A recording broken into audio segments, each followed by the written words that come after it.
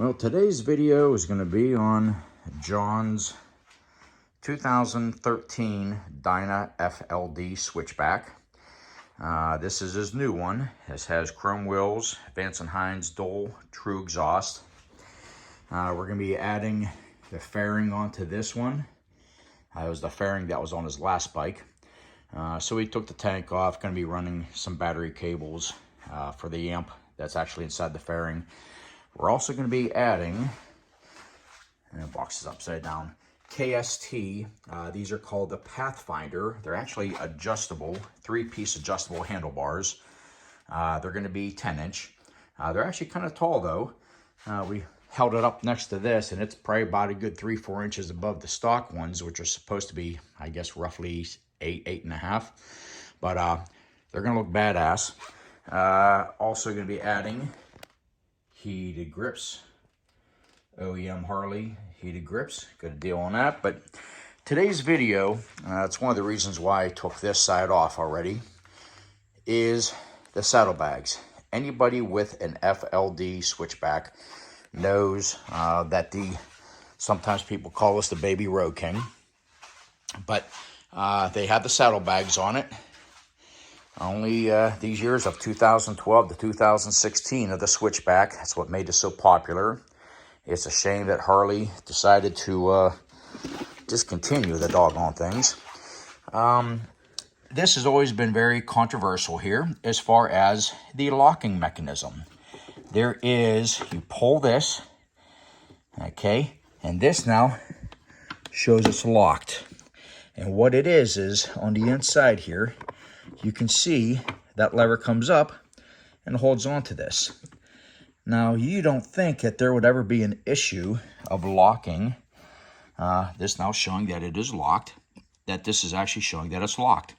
But for some reason, people still lose their saddlebags. It actually happened to him, and he knew that it was locked. So the next thing we're going to show you is that piece down there. Now, this little idea has actually been stolen from another FLD Facebook, what do you want to call it, a Facebook group. And they're talking about drilling a hole and putting in a cotter key. And these do come off.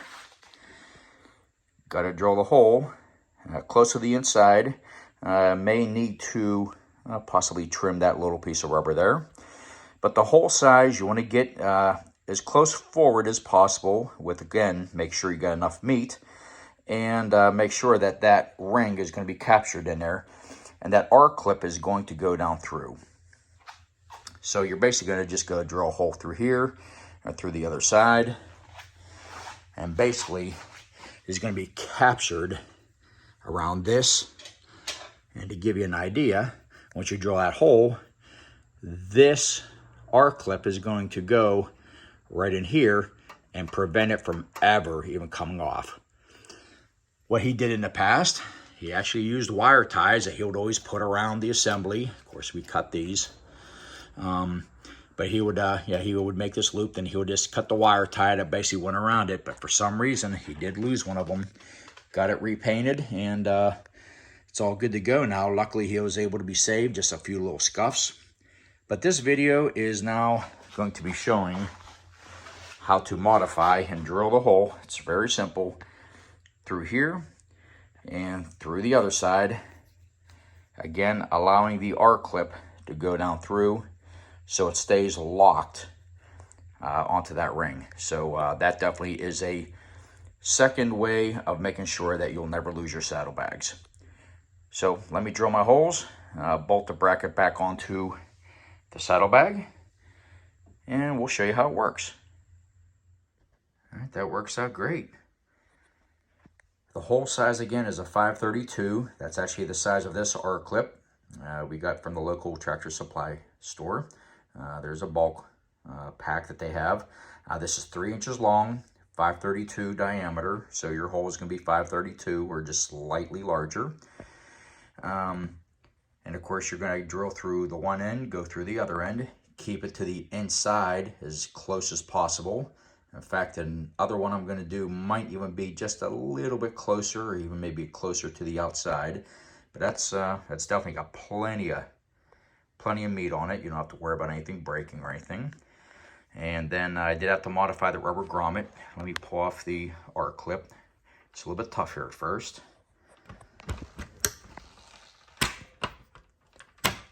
Okay, get that off. And what I did was, come on, focus. At first I used a pair of snips, then I rounded it off. The bottom one, I actually decided to use my die grinder with a burr bit. And, but yeah, that's what needs to be done in order to do this right, so it don't get hung up. So you can see the hole will go straight through, and the R clip will definitely capture that. All right, so now I'm going to bolt this on the bag, and then we will show it to you what it looks like on the bike. And that's one way of definitely keeping your bags on your switchback. Okay, get your bag lined up in your front, your upper rear, and then down below. Let me zoom in. Yep, you can see right there where that groove is going to be captured. Let me push it forward. All right, these are all in. Let me go ahead and tighten this up.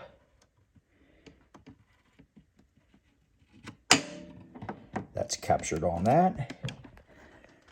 And that hole, zoom back out. That hole is where the arc clip's going to go. And let me put that in and show you how it works. All right, so there's the arc clip going through both the upper and the lower part of the bracket, capturing that rear stud, or whatever you want to call the mount, the rear mount, lower mount. And yes, it does hang out down below. Come on, zoom in here. But guys, you will not lose your bags this way. Let me unlock this. Completely unlocked. This bag ain't going nowhere. But definitely make sure your bag is still locked though. But yeah, that works out great. All right, I'm gonna do the same thing to the other side, and that's the end of this video. All right, guys, with the Switchbacks FLDs, want to secure your saddlebags, definitely this is the way to do it. Okay, I've got the right side saddlebag ready to reattach the bracket.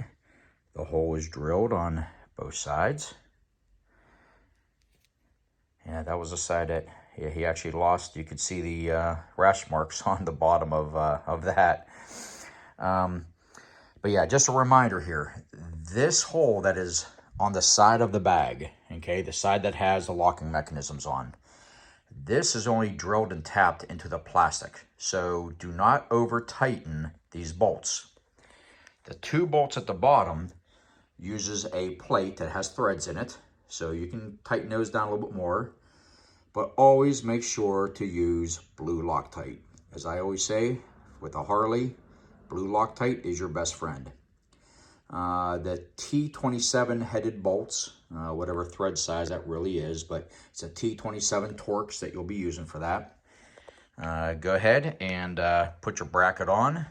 And again, do not over tighten that side one because you're only going into the plastic. Okay, the right side is now on. Works out perfect. And the left side, of course, was the first one we showed in this first part of the video. So, yes, your bags will never ever come off if you do this. At this point, I'm going to go ahead, clean up these tools, get the other things ready to rock and roll on this. I may actually do a video. We're going to be going with a, I believe he's choosing a K&N filter. And this already has a tune on it as well there too. But did not want the Screaming Eagle OEM setup. even though it does have the real nice open filter on it. But we're definitely going to go ahead and do that along with the external breather on it. And we will probably maybe show a video on that in the near future. But yeah, definitely go with a air cleaner so your oil does not go into your throttle body. I always do it on all my bikes, my past Road King, the Fat Boy, the Dyna, even the Trike. Always put an external breather on it. The EPA, sorry guys, I know what you're trying to do. It was really meant for only hot gases to go into that, but unfortunately your oil is also, that's not burnt, is going into your throttle body. In fact, you can see how it's even a little bit gunked up in there. I'll get that all cleaned up. So yeah, for now, I'm gonna go ahead and get my tools all cleaned up, and we'll see you on the next video. As always, ride safe.